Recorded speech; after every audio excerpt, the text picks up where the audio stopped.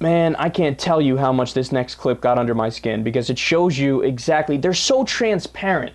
CNBC is so transparent in their protection of the rich. So this is Maria Bartiromo, and she's interviewing Democratic Senator Ben Cardin, talking about the fiscal cliff. Listen to this, and then there's some very, very telling things in this that I want to talk about afterwards. We need $1.2 trillion of real revenue that we can count on to fill the gap.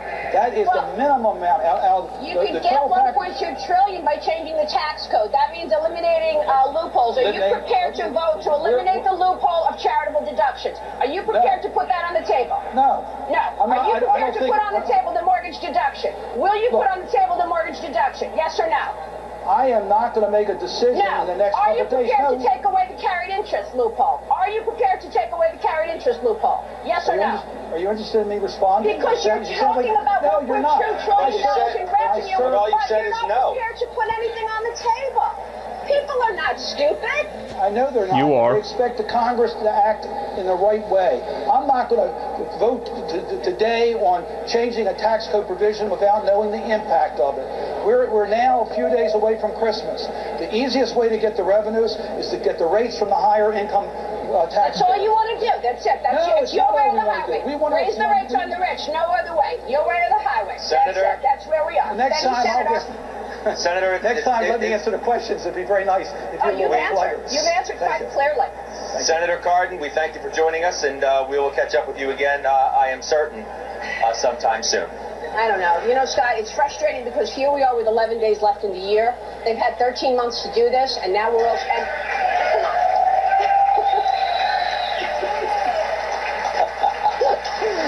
Well, I mean, look, the people... on the floor have been watching the show. That's all I'm going to say. Because what's happened in this entire argument, day after day after day, is that the markets are the ones that have been held hostage. It's the people's... held hostage by these guys that are in Congress. It's the people's money. The people sitting at home trying to figure out what the heck to do in the stock market as we're approaching the end of the year, and what a pretty good year it has been, right, for stocks, for the people who trade stocks. Federal Reserve and Ben Bernanke. Right. But they're trying to figure out what to do now as they watch interviews like we just had and throw their arms up in. Okay, there's so many things in that I want to talk about. Number one, her voice is just like, it's like nails on a chalkboard to me. Whenever she talks, I'm like, ah! And then the fact that there's no substance there and she's making ridiculous points makes it even worse. But she's screaming about raising revenue and about how the Democrats aren't serious about raising revenue. Does she even realize that the way to be serious about raising revenue, if that's actually what she cares about, is to go over the fiscal cliff?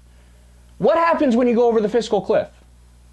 Well, it's proposed spending cuts and tax hikes. You know what that does? That moves us towards balancing the budget. So ironically, in this rant about how the Democrats don't want to raise revenue, she doesn't even realize that the best way to raise revenue, if that's really what you care about, is to just go over the fiscal cliff. And then when she's grilling him, the senator, she goes, "Are you prepared to cut this? Are you prepared to cut that?"